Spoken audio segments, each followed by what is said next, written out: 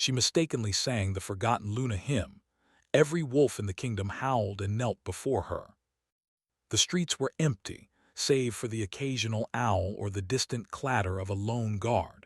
In the palace gardens, hidden behind walls of ivy and stone, a soft melody drifted through the night. Alara's fingers danced lightly over the strings of her lute. She had never meant to play anything powerful tonight. It was merely a song she had hummed in childhood, words long forgotten even by her own mind. The tune was gentle, wistful, yet as her voice joined the music, the air seemed to tremble. Unseen at first, the wind rose and circled her, rustling the leaves with a strange, purposeful whisper. Shadows stretched longer than they should, moving across the marble paths like silent dancers. Alara's heart began to beat faster. She paused, letting the last note linger in the air, but the night did not return to its usual calm. From the darkness at the edge of the garden, two glowing eyes appeared. Then another and another, until a dozen shapes emerged from the shadows. Wolves. Their fur shimmered under the moonlight like liquid silver. They moved with deliberate grace, paws silent on the grass, bodies coiled with both strength and reverence. Alara froze, the lute still trembling in her hands. She had heard the stories. Wolves of Urindor were no ordinary creatures. They were bound to the royal bloodline, protectors, hunters, and judges of those who dared challenge the kingdom. Yet these wolves, these dozens of them, did not show aggression. Instead, they bowed their heads, lowering themselves until their eyes were level with hers. Her breath caught. "Impossible," she whispered. From the shadows near the tall hedges, a figure appeared.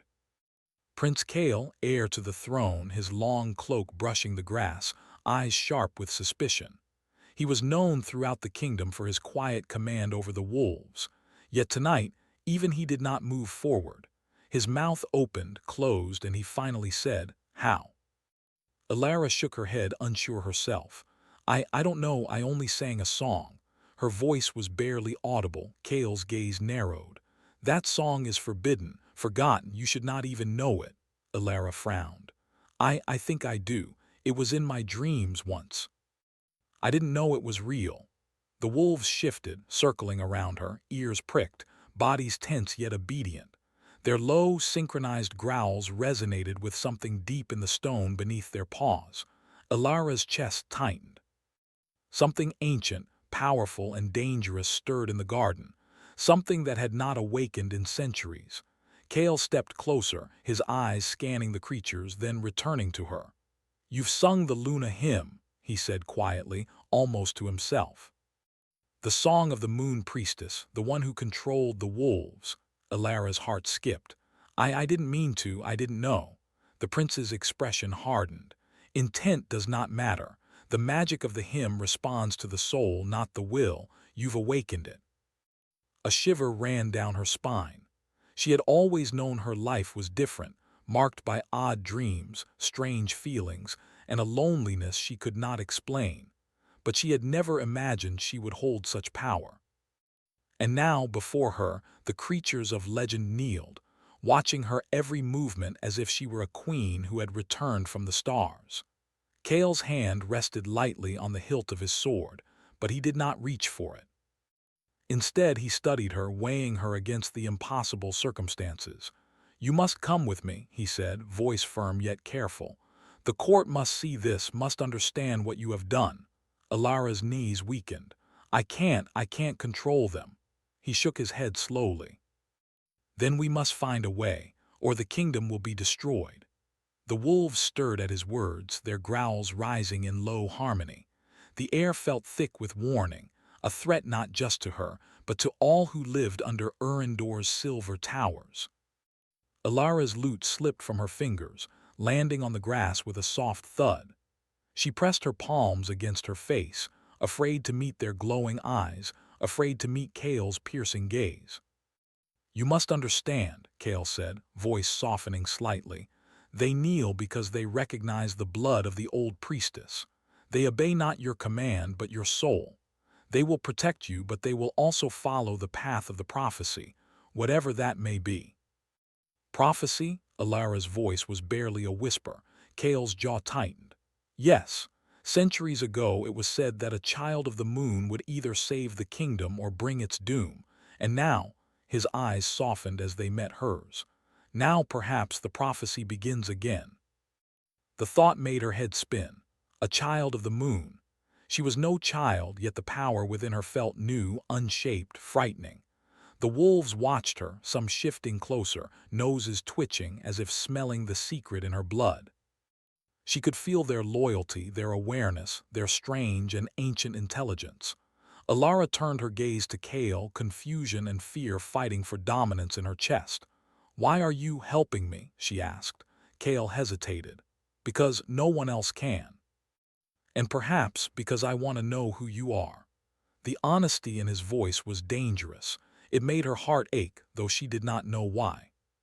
She did not even know him, and yet there was something in his eyes, a hint of trust, a trace of longing that called to her as much as the moon called to the tides. The night air seemed to tighten around them, the moonlight brighter, almost unnaturally so, and the wolves shifted into a protective circle. Alara could feel their energy vibrating in her chest, thrumming like a heartbeat not her own. "Come," Kale said gently, extending a hand. "We cannot stay here. The palace, the court, they cannot understand what has happened. Only we can begin to prepare." Her fingers hovered over his hand, trembling. To touch him, to step forward, it felt like stepping into a world she had always dreamed of, yet feared to enter. Finally, with a shaky breath, she placed her hand in his. The moment their skin met, the wolves howled, a sound that seemed to pierce the night, echoing off the palace walls and through the empty streets. Their howls rose in a symphony, deep and mournful, then suddenly softened into a collective sigh, as though acknowledging a bond formed in the moonlight. Alara's heart raced. She had never felt anything like this, the combination of fear, awe, and something else, something she could not name. The pull of destiny, perhaps, or the strange magnetic weight of Kale's presence beside her. Kale did not speak as he led her through the gardens. He simply walked, steady and deliberate, letting the wolves follow silently, obediently, as if the night itself had conspired to protect them. But even as she followed, a sense of unease settled over her. Power, she realized, was never neutral. It demanded attention. It demanded responsibility, and she had no idea how much she truly held or how much danger it could bring, not just to herself but to the man who had chosen to guide her. At the palace gates, Kale finally stopped. He turned, face illuminated by the silver moonlight. "When they see you," he said, voice low and serious, "they may fear you, they may want to control you or destroy you. You must be ready." Alara swallowed hard. "And what if I'm not?" Kale's eyes softened for a fleeting moment, and he reached out to tuck a stray strand of hair behind her ear. "Then I will not let them. Not if I can help it." The wolves circled closer, low growls rumbling in their throats, but their eyes never left hers. It was a strange comfort, and yet it reminded her that this was only the beginning. Her life, she realized, had changed forever. The night had shifted, the prophecy had begun, and the power that now hummed in her veins could either save a kingdom or bring it to ruin. Alara's lips parted as if to speak, but no words came.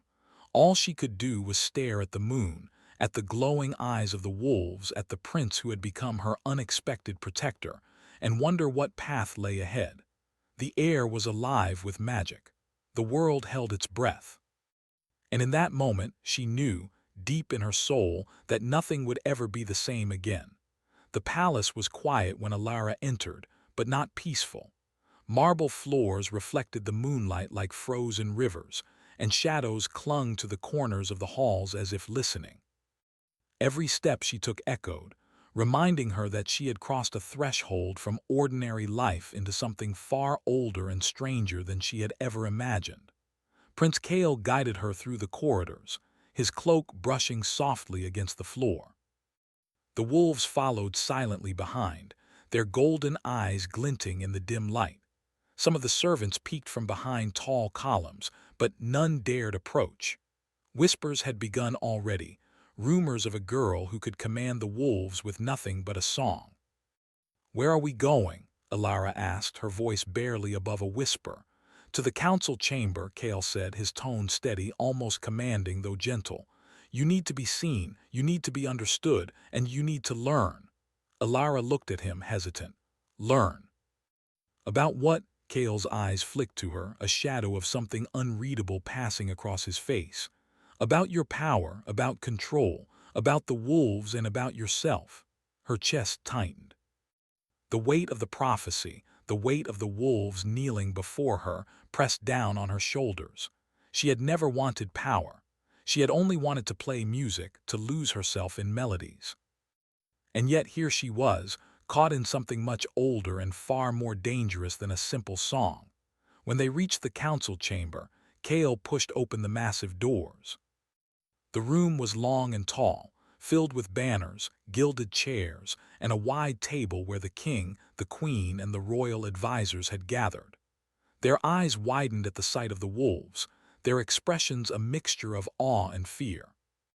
"Alara," Kale said, his voice echoing across the chamber, "this is the girl who sang the Luna hymn." A hush fell. The king leaned forward, his eyes sharp beneath his silver crown.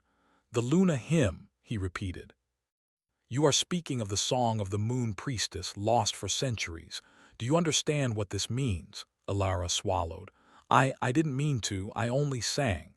The queen's lips pressed into a thin line. "Intent does not matter. The hymn carries magic older than this kingdom. It is not to be sung lightly." Kale stepped closer, placing a protective hand near Alara's shoulder. "And yet it was sung," he said quietly, "by her. That means it is her magic and it will respond only to her. The wolves obey her, not the crown, not the throne." The advisors whispered among themselves, faces pale. One of them finally spoke, voice trembling. "If she can control the wolves, then she can control the kingdom, or destroy it." Alara's heart thumped in her chest. Control? Destroy? She had only wanted to play a song. Her voice shook as she said, I don't know how to control them." Kale's gaze softened. "Then we will learn together." And so, under the pale glow of the moonlight that spilled through the tall windows, lessons began. The first was simple. The wolves responded not to words or commands, but to emotion. When Alara felt fear, they grew uneasy. When she felt anger, they tensed. When she felt calm, they obeyed. Kale showed her how to steady her heartbeat, how to let her mind settle, and how to direct the wolves without thinking of them as mere creatures. The lessons were exhausting. Hours passed, and Alara's voice grew hoarse. Her hands blistered from strumming her lute, her heart heavy with the burden of power she did not yet understand. And yet there were moments of wonder, when a silver wolf rested its head against her knee, or when she felt their silent approval like warmth in her chest. Kale watched her closely. His own secret was not yet revealed, but the more time he spent near her, the more he realized how dangerous their connection could be. The wolves responded to him too, but only faintly. He was bound by a curse. He could not fully command them, could not fully touch another human, could not fully be free. And yet with Alara something shifted, something unspoken, dangerous, and intoxicating. One night after a particularly grueling lesson, Alara sat on the marble floor, her lute resting across her lap. The wolves lay around her calm, their eyes reflecting the moonlight. She rubbed her temples, exhausted and frustrated. "I can't do it," she whispered. "I can't control them, I'm not like you." Kale knelt beside her, placing a hand near hers but not touching. "It's not about control," he said softly. "It's about understanding, feeling. The wolves obey emotion, not power. You must feel without fear, without guilt, without hesitation."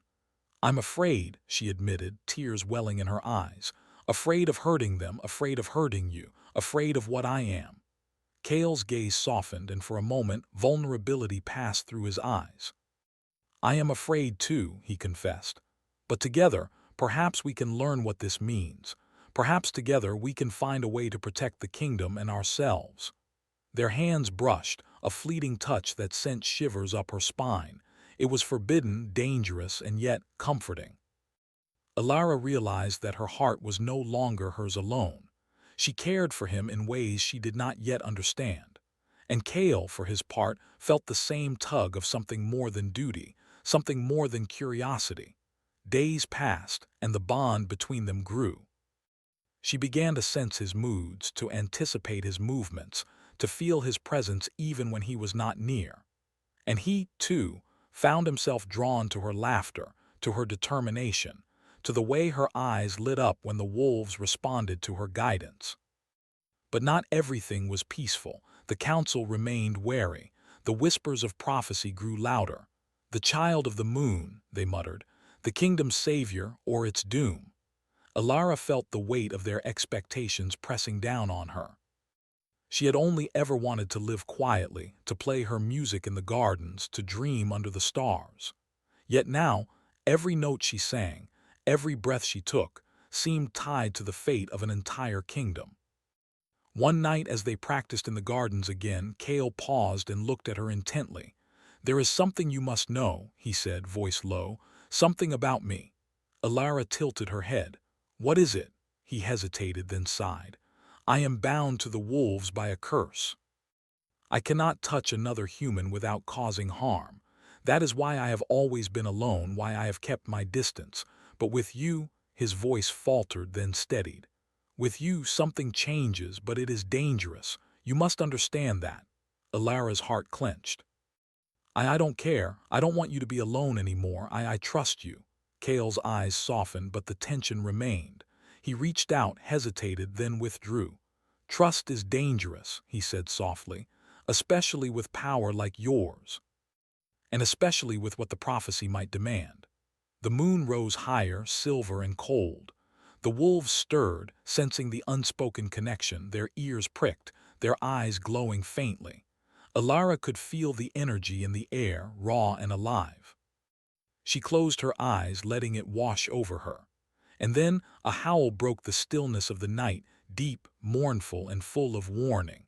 It was a sound that echoed across the gardens, through the palace, and into her bones. Every wolf raised its head, every hair on their neck standing, every muscle tense. Alara opened her eyes, heart pounding. What is it?" she whispered. Kale's jaw tightened. "A warning," he said. "The prophecy stirs, and not all who will answer its call are friendly. You must be ready." She nodded, trembling. Fear and determination battled within her. She did not fully understand her own power, and she did not fully understand Kale's curse, yet she knew one thing with certainty: she could not turn back. She would face whatever came, and she would not face it alone. The wolves circled closer, low growls rumbling in the shadows. They had chosen her, and somehow, in the depth of her soul, she knew she would never be the same again. The night held its breath, the moon cast its silver light, and the kingdom waited for the child of the moon, for the prophecy, for a power long forgotten, and for a bond that could change everything. And in that quiet, tense moment, Alara realized her life had truly begun. The forest lay ahead like a living shadow, dark and ancient. Tall trees twisted toward the sky, their branches entwined as though guarding secrets older than the kingdom itself. A soft mist clung to the ground, curling around roots and stones. Alara and Kale stood at the edge, the wolves forming a silent circle around them, alert and tense. "This forest," Alara whispered, stepping forward cautiously. "It feels alive." Kale nodded, eyes scanning the dense trees. "It is alive, and it remembers. The Luna spirits once danced here before they were banished. Now only fragments remain. We must be careful." Alara's heart raced, both with fear and curiosity. She had never left the palace walls except for lessons with Kale and the wolves. Yet the forest called to her in a strange, magnetic way, as if it recognized her, as if it were waiting for her return. The first steps into the forest were quiet, each footfall softened by moss and fallen leaves. The wolves padded around her like shadows, eyes glinting. Every now and then, a soft rustle made her start, her hands clutching the strap of her lute for comfort. Kale stayed close, his presence steadying her, though his own tension was evident. "We are not alone," he murmured, stopping abruptly. Alara followed his gaze to a clearing ahead. Moonlight streamed through a break in the trees, illuminating an ancient stone temple half hidden by vines. Its surface was cracked and worn, symbols carved into its walls faded but still glowing faintly in the moonlight. "This is it," Kale said. "The temple of the forgotten Luna. It is said the priestess who once commanded the wolves bound their magic here, and hers as well." Alara took a shaky breath. She could feel a pull from the temple, a vibration in the ground that seemed to echo in her chest. "Do you mean me?" she whispered. "Am I her?" Kale's jaw tightened. "You are her, or perhaps her rebirth. The bloodline is in your veins, the memory in your soul. That is why the wolves obey you. That is why the hymn responded to you." Her legs trembled. "But I don't remember anything." "That is why we are here," Kale said, "to awaken what is hidden so you may understand your power and control it." The temple door, or what remained of it, groaned as they stepped inside. Dust rose in the pale moonlight, and the air smelled of earth and old stone. Strange symbols glimmered faintly on the floor, forming intricate patterns that seemed to pulse beneath their feet. Alara's eyes widened. She could feel the magic humming, a rhythm like a heartbeat in the temple itself. "This place," she whispered, "it feels like it's alive." "It is," Kale said quietly, "and it will test you, not with weapons, not with pain, but with your own fears and regrets." The wolves padded closer, forming a protective circle as they moved deeper into the temple. Shadows shifted along the walls, flickering as if the very air were watching them. Then, from the darkness, illusions began to take shape, shapes that moved with grace and menace. Wolves with glowing eyes but twisted and larger circled them. Alara froze, heart pounding. Kale stepped forward, placing himself slightly in front of her. "Do not fear them," he said firmly. "They are not real. They are your fear made visible. Face them." Her hands shook as she gripped her lute, but she took a deep breath. She remembered Kale's lessons, the connection she shared with the wolves, the rhythm of the hymn that had awakened her power. Slowly, she began to hum a soft tune, almost instinctively. The illusions paused, their heads tilting as if listening. Her voice grew stronger, the notes flowing over the floor, filling the temple with light. The twisted wolves faltered, shadows dissolving into mist. Alara's chest heaved with relief, but Kale's eyes were fixed on her with intensity.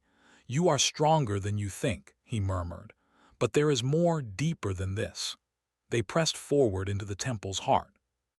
The air was thick with magic, older and more powerful than anything Alara had felt before. At the center lay a stone pedestal, upon which rested a silver amulet in the shape of a crescent moon. It glimmered faintly, resonating with the magic in her blood. "That," Alara whispered, stepping closer.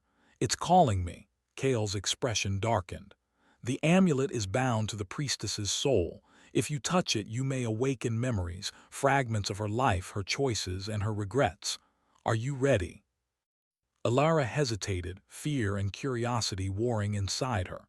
She could feel the weight of the prophecy, the pull of the hymn, and the silent, watchful eyes of the wolves. Finally, with a steadying breath, she reached for it. The moment her fingers brushed the amulet, a vision surged through her mind. She saw herself, not as she was now, but as the priestess of old, walking among wolves, singing the hymn under the moon, guiding creatures of immense power. She felt the pride, the love, the sorrow, and the burden. And then the betrayal. A darkness had come to the forest long ago, a sorcerer who sought to steal the priestess's power. Wolves had been bound, spells cast, lives lost. The memory of their pain, of her failures, struck Alara like a blade. She fell to her knees, overwhelmed by emotion. Kale knelt beside her, placing a hand lightly on her back. "Breathe," he said softly. "It is not your fault. You are here now. You can change it." Tears streamed down her face as she struggled to rise, but the vision continued, showing her glimpses of Kale's past as well. She saw him, alone in the palace as a child, cursed by the same dark magic that had once threatened the forest. He had lived without touch, without closeness, bound to the wolves for protection yet denied true connection. Her heart ached. The boy she had only just begun to know had carried centuries of pain, and somehow, through her song, she could feel it, share it, and begin to ease it. "You've carried this alone for too long," she whispered. I will not let you bear it by yourself anymore." Kale's eyes met hers, and for a fleeting moment, vulnerability softened his usually guarded expression. "You must be careful," he said, voice low. "The more you connect to me, the more dangerous this becomes, but I trust you." Ilara's hand brushed his, a tentative connection, and the wolves stirred at their side, low growls rumbling, not threatening but protective. Their bond, she realized, was no longer just hers or Kale's alone. It was something older, something living, something that could either save them or consume them. The temple seemed to respond. The symbols on the floor glowed brighter, the air thickened with magic, and a distant howl echoed, haunting and mournful. It was a warning. The prophecy had not yet finished stirring. Ilara stood, gripping the amulet, and looked at Kale. "I understand a little," she said. "I can feel the power. I can feel what must be done, but I am afraid." "Fear is natural," Kale said. "It is what keeps us alive, but courage is not the absence of fear, it is acting despite it. And you have more courage than you realize." A sudden rustle drew their attention to the shadows at the edge of the temple. From the mist, a figure emerged. A tall woman draped in flowing black robes, her face hidden beneath a hood. Her presence radiated power, and the wolves bristled, growling low and tense. "Ilara," the figure said, voice melodic and chilling, "the hymn has awakened you, but you do not yet know the full cost of your song." Ilara took a step back. "Who are you?"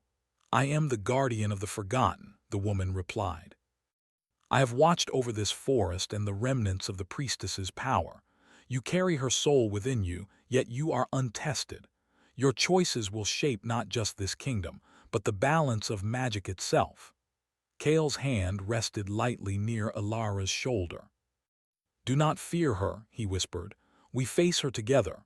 The guardian's gaze softened for a moment, then sharpened. "Together, perhaps, but the shadows of the past are not so easily banished. To claim your power, you must confront them, your fears, your doubts, and the truth of the priestess's betrayal. Only then can you stand fully in your own strength." Ilara looked at Kale, then at the amulet in her hand. The weight of history, prophecy, and magic pressed upon her. But beneath it a spark of determination glimmered. She had come this far, and she would not turn back. "Then we begin," she said, voice steady. "Whatever it takes." The guardian nodded once, and the shadows around them deepened. The wolves growled, forming a tighter circle, and Kale stepped beside Ilara, ready to face the unknown. Outside the temple, the moon shone brightly, silver light spilling over the forest. Somewhere, distant, unnatural howls warned that their journey was far from over.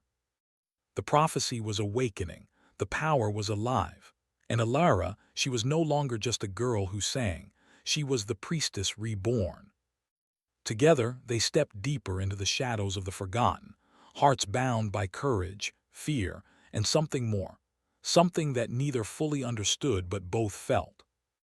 And in that darkness, the first threads of destiny wove themselves, uniting wolves, magic, and hearts in a story that would shape the kingdom forever. The kingdom of Urendor lay under an unnatural eclipse. Shadows stretched long across the streets, and the air was thick with unease.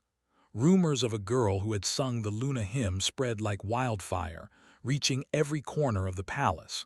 People whispered of power that could protect or destroy them. The wolves, once hidden in the forests, now roamed openly, silent guardians under the silver light of the moon. Ilara stood at the edge of the palace courtyard, the crescent moon amulet resting against her chest. Kale's hand found hers, steady and warm, a grounding presence in the midst of uncertainty. Together, they faced the city that had once been familiar but now seemed charged with magic, fear, and possibility. "This is it," Kale said quietly. The kingdom will either accept you or reject you, and you must show them what you are capable of, not as a threat but as a protector. Alara swallowed hard. Her fingers brushed against the amulet, feeling the rhythm of the magic that pulsed through it. The hymn she had sung long ago in the garden had awakened her, but now she had a choice: to use her power with caution, wisdom, and heart, or to let it overwhelm her. The wolves gathered around them, forming a silent ring. Their golden eyes reflected the moonlight, watching, waiting. Alara could feel their loyalty and trust, their awareness of her soul. Her heart swelled with both awe and fear. The gates of the palace opened and the council stepped forward. The king's expression was severe, the queen's eyes wary. Advisors whispered and glanced at each other nervously. None dared approach the wolves or the girl who commanded them. "Step forward, Alara," the king said, voice firm. "Show us why the Luna hymn has awakened in you. Show us the meaning of this prophecy." Alara took a deep breath, feeling the energy of the kingdom pressing on her, the pulse of the wolves beneath her feet and Kale's steadying hand at her side. She raised the amulet and began to sing, softly at first. The melody was gentle, yet it carried a weight older than time. It wove through the courtyard, touching the hearts of all who heard it. The wolves lifted their heads, eyes glowing, howling softly in harmony. The people froze, captivated and afraid. The magic was undeniable. The prophecy was alive. She sang of protection, of loyalty, of the bond between humans and the creatures of the kingdom. She sang of the mistakes of the past and the hope of the future. And as the hymn rose, the eclipse above seemed to tremble, a ripple of silver cutting through the darkness. Kale stepped closer, placing his hand lightly near hers. Though the curse still bound him, he could feel the connection between them strengthening. The hymn seemed to flow through both of them, uniting their power, their courage, and their hearts. The king's eyes narrowed, but the frost of fear in his expression softened as he felt the magic, the sincerity, and the harmony between Alara and the wolves. The queen's lips pressed together, then parted in quiet awe. The council whispered, their fear mingling with wonder. "You wield power," the king said slowly, "but it is not destructive, it seeks balance, not control. Perhaps the prophecy is not one of doom, but of salvation." Alara's voice trembled as she continued, but her confidence grew with each note. She no longer feared her power. She had faced the shadows of the forest, the visions of the priestess's past, and the weight of destiny. Now she sang with understanding, with heart, and with purpose. The wolves circled, kneeling and rising in unison, their movements precise and harmonious. Their loyalty was undeniable, their connection to Alara complete. She could feel their energy vibrating through the ground, through her body, and through Kale's presence beside her. Suddenly, a shadow moved at the edge of the courtyard, a dark figure cloaked and unseen, stirring unease. The howl of a wolf rose sharply, warning of danger. Alara paused, looking toward the shadow, but Kale's hand remained firm on hers. "Do not falter," he whispered. "Together, we can face anything." The figure stepped forward, revealing itself as a sorcerer from the ancient stories, one who had once sought to claim the priestess's power. His eyes glinted with malice, and a dark energy coiled around him like smoke. "You think you can claim the power of the Luna hymn?" the sorcerer demanded, voice sharp as steel. "You are nothing but a child of the past. The kingdom will fall." Alara drew a deep breath, steadying herself. The wolves bristled, circling protectively. She could feel the magic thrumming in the air, the pulse of her voice, the strength of her connection with Kale, and the bond with the wolves. She began to sing again, stronger this time, each note carrying light and courage. The sorcerer lashed out, sending waves of dark energy toward them. The wolves leapt forward, forming a barrier around Alara and Kale. The energy of the hymn clashed with the darkness, ringing through the courtyard like a battle of light and shadow. Kale moved beside her, channeling what little of his power he could muster. Though he could not touch her fully without risk, the rhythm of their hearts and the melody of the hymn flowed together, amplifying her magic. The sorcerer faltered, his dark energy struggling against the unity of their bond. Ilara's voice rose, unwavering, carrying the message of hope, courage, and redemption. The wolves howled in harmony, and the magic of the hymn shone like silver fire. The sorcerer screamed, unable to withstand the pure strength of combined heart, soul, and will. In a final surge, he vanished into shadow, leaving only silence behind. The courtyard was still, the moon breaking through the eclipse, spilling light over the kingdom. The people stepped forward cautiously, awe and relief mixing in their expressions. The wolves settled, lying quietly at Ilara's feet, their golden eyes reflecting pride and loyalty. Ilara turned to Kale, breath trembling, heart pounding. We did it," she whispered. Kale's gaze softened, full of relief and admiration. "Yes, together," he said. For the first time, he let his hand brush hers fully, a brief, careful touch that sent warmth through both of them. It was a gesture of trust, of connection, and of shared strength. The king stepped forward, silver crown gleaming in the moonlight. "Ilara," he said, voice strong but kind, "you have shown us that power, when guided by heart and wisdom, is not to be feared. You have protected the kingdom, and in doing so, you have earned its trust." The queen nodded. "And you," she said, looking at Kale, "have shown courage in guiding and protecting her. The kingdom owes both of you gratitude." Ilara's eyes filled with tears, but they were not of fear or sorrow. They were of relief, joy, and a deep understanding of the bond she now shared with Kale, the wolves, and the magic that had chosen her. Kale stepped closer to her, their hands now intertwined. "This is only the beginning," he said softly.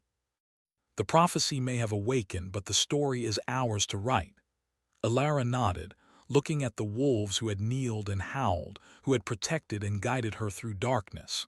"Then we write it together," she said, voice steady, "with courage, with heart, and with hope." The moon shone fully now, silver and pure, bathing the kingdom in light. The eclipse was over, and with it, the shadows of fear and doubt. The wolves lay quietly, protective but calm, a living testament to the harmony between human and magic, between the past and the present. For a moment the world seemed to pause. Ilara and Kale stood together, hands clasped, hearts bound by courage, trust, and something deeper, something unspoken but undeniable. Then, from the distance, a faint howl echoed. It was not a threat, but a reminder. The world of magic, prophecy, and ancient bonds was never still. There would always be challenges, shadows to confront, and choices to make. But Ilara knew now that she would not face them alone. The wolves stirred, rising to their feet, and the kingdom seemed to breathe with them, alive and hopeful. The prophecy had begun, but it was no longer a threat. It was a promise, a story of redemption, unity, and the enduring power of heart and courage. Ilara looked at Kale, her voice soft but certain. "The kingdom, the magic, the wolves, it is ours to protect, and we will." Kale smiled, a rare, genuine warmth lighting his face. "Together," he said. And in that word, the power of their bond, their courage, and their love rang clear, stronger than any spell, brighter than any moon. The night air shimmered with silver light. The kingdom of Urendor had witnessed the rebirth of its protector, the awakening of ancient power, and the promise of a future forged in trust, courage, and heart. And in the quiet, under the full moon, Ilara and Kale stood together, heirs not just to the kingdom, but to a story of redemption, love, and the enduring magic of the forgotten hymn.